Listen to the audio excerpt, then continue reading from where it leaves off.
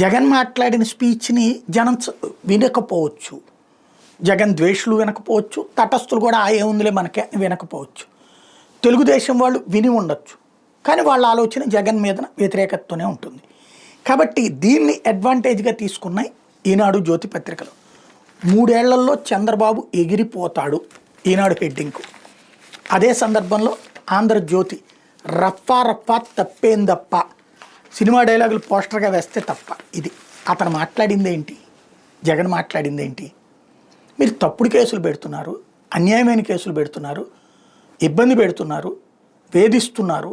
ఇదే జరిగితే రేపు పొద్దున నేను కూడా మా వాళ్ళని ఆపలేను అని చెప్పాడు. 3 ఏళ్ళు పోతే 4 ఏళ్ళు పోతే 3-4 ఏళ్ళు పోతే ప్రభుత్వం మారుతుంది, 3 ఏళ్లకో 4 ఏళ్లకో. అప్పుడు మా ప్రభుత్వం వస్తే నేను కూడా ఆపలేనని చెప్పాడు. అంతే తప్పించి చంద్రబాబుని పోతాడు లాంటి పదాల వాళ్ళ ప్రభుత్వం పోతుంది అన్నటువంటిది తన భాష. ఇక్కడ దాన్ని ఎలా ట్విస్ట్ చేశారు, చంద్రబాబు ఎగిరిపోతాడంటే చంద్రబాబు ఏదో అయిపోతాడు అన్నటువంటి విధంగా మాట్లాడాడు అన్నట్టు, అంటే ఒక అసభ్య పదజాలాన్ని వాడినట్టుగా పెట్టారన్నమాట ఇక్కడ. అంటే ప్రజల్ని ఎలా మోసం చేస్తున్నారు వీళ్ళు, నీచ జర్నలిజం ఎలా చేస్తున్నారు. అలాగే రఫా రఫడేలాగే అది కూడా జర్నలిస్టులు అడిగినప్పుడు దాని మీద కేసులు పెట్టుకోమానండి అయ్యా, దాంట్లో ఏం తప్పుడు కేసులు అయ్యి అన్నటువంటిది పోస్టర్ పెట్టినందుకు.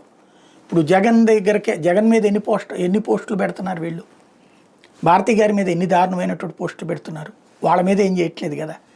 ఇక్కడ సమస్య ఏంటంటే తను అడిగింది ఒక జెన్యూన్ పాయింట్, దాన్ని అతన్ని విలన్గా ప్రొజెక్ట్ చేయడానికి అనుగుణంగా వాస్తవాన్ని వక్రీకరిస్తున్నారు. అతను నోరు జారినప్పుడు నోరు జారాడనే మాట్లాడాలి, తప్పే లేదు. ఇప్పుడు ప్రశాంత్ రెడ్డి మీద నల్లపరెడ్డి మాట్లాడింది తప్పనే అంటున్నాం. అట్లాగే కన్ను కొడితే రాత్రికి అయిపోతుంది అన్నటువంటిది అది తప్పని అంటున్నాం. ఇక్కడ లేని తప్పుని ఆపాదిస్తున్నారు. ఓవరాల్గా ప్రజల మెదళ్లలో విషం నింపే కార్యక్రమం 5 ఏళ్ళు కొనసాగిస్తారనుకుంటున్నాను.